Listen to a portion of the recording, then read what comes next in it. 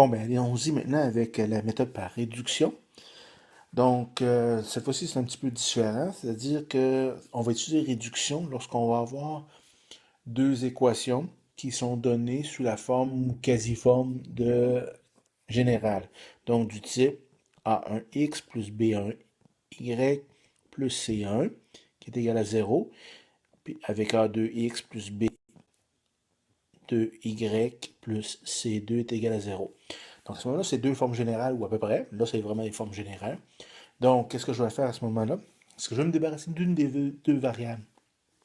Je vais être capable de faire en sorte de faire disparaître une des deux variables. Mon problème ici, c'est que j'ai un système d'équations à deux équations, deux inconnues. Donc, je ne suis pas capable de résoudre ça comme ça. Donc, j'aimerais ça en faire disparaître une des deux. Comment est-ce qu'on va faire ça? Ben, on va y aller avec un exemple. Donc, si je prends comme exemple, puis vous allez voir où c'est que je m'en vais avec ça. Si je prends comme exemple 2x plus 3y moins 5 est égal à 0. Et avec 6x plus 5y plus 3 est égal à 0. Donc, comme je l'ai dit tantôt, ce que j'essaie de faire, c'est de faire disparaître une de mes deux variables. Là, il faut se rappeler ici, il faut réaliser ici que je peux multiplier ou diviser une équation, une des deux équations par un nombre quelconque, sans changer l'équation comme telle. Donc, exemple, je pourrais prendre l'équation du haut puis la multiplier, supposons, par 2, et ça donnerait graphiquement la même chose, donc la même solution. Donc, ici, c'est ce qu'on va utiliser comme processus. Donc, moi, ce que j'aimerais, c'est être capable de faire débarrasser une des deux variables. Parce que ici, je regarde rapidement.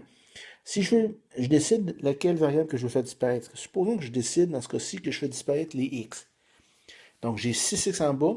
Ce que ça me prend, c'est l'opposé, la même variable avec le même coefficient, mais opposé. Donc, ce que je peux faire, c'est que je pourrais multiplier l'équation en haut par moins 3. Qu'est-ce que ça va donner? Donc, si je l'écris, donc 2x multiplié par moins 3, ça fait moins 6x. Plus 3y multiplié par moins 3, ça fait moins 9y. Moins 5 multiplié par moins 3, ça fait plus 15, égal à 0. L'équation du bas, je la laisse telle qu'elle. Je n'ai pas besoin d'y toucher. Voilà. Qu'est-ce que je remarque ici? Que si j'additionne mes deux équations, moins 6x plus 6x, ça disparaît. C'est ce que je voulais faire disparaître une des deux variables. Moins 9y plus 5, ça me donne moins 4y. Plus 15 plus 3, ça donne plus 18. Donc ça, c'est égal à 0. Je vais isoler ma variable. Donc ça fait moins 4y est égal à moins 18. Ça fait y est égal à moins 18 sur moins 4, c'est-à-dire 9 demi. Ça, c'est mon y, pardon, dans ce cas-ci. Je veux trouver le x correspondant, comme ça j'ai besoin, on se rappelle, c'est l'intersection, donc c'est les coupes que je veux.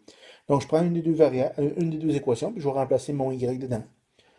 Donc, exemple, si je prends le premier, ça fait 2x plus 3 fois 9 demi moins 5 égale à 0. Bon, évidemment, c'est paniquant, c'est des fractions.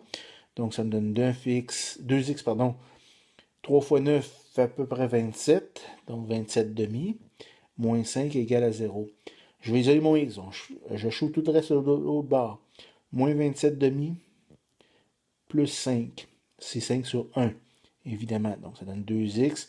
Un petit calcul rapide, ça fait moins sur... Je l'amène sur 2. Donc, moins 27 plus 10. Donc, ça me donne 2x qui est égal à... Un petit calcul encore là, bien rapide, ça va me donner moins 17 demi.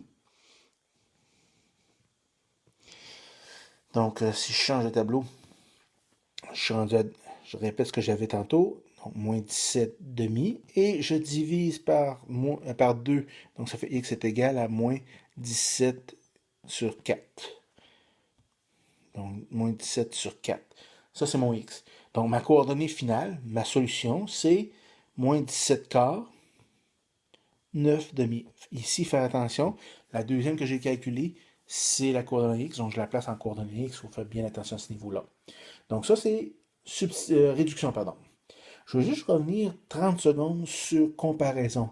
Parce que je ne suis pas certain quand j'ai fait les vidéos pour l'autre, la capsule pour l'autre, si je n'ai parlé. Mais pour comparaison, la différence entre les deux autres, c'est que comparaison, je vais avoir la même variable, ça peut être y ou ça peut être x, les deux ça va marcher, mais d'isoler dans les deux équations. Donc A1x plus B1, et puis A2x plus B2. Donc à ce moment-là, j'ai la même chose dans les deux équations d'isoler. Donc j'ai place égale un à l'autre et j'ai réglé le problème. Ça, c'est ce qu'on a déjà vu antérieurement. Plus j'en parle, plus je suis certain que je l'avais mentionné, mais bon, c'est toujours bon de le répéter. Donc, ça, c'était réduction. Ce qu'on vient de voir, dans le fond, c'est des exemples pour les trois méthodes de résolution d'équations. Comparaison, substitution et réduction. Chacune des méthodes s'applique selon ce que j'ai comme information et données. La prochaine capsule, je vais vous faire quelques exemples des différentes méthodes, juste pour qu'on se pratique un petit peu. Mais c'est de prendre attention, faire attention, d'être capable de faire les trois méthodes. Parce que dans un examen, mettons un examen que votre prof préféré vous donnerait, ben lui il peut très bien ne pas vous donner de contraintes, donc vous pourriez tout résoudre par comparaison, mais ça va être extrêmement long quand j'ai des situations qui sont en forme générale.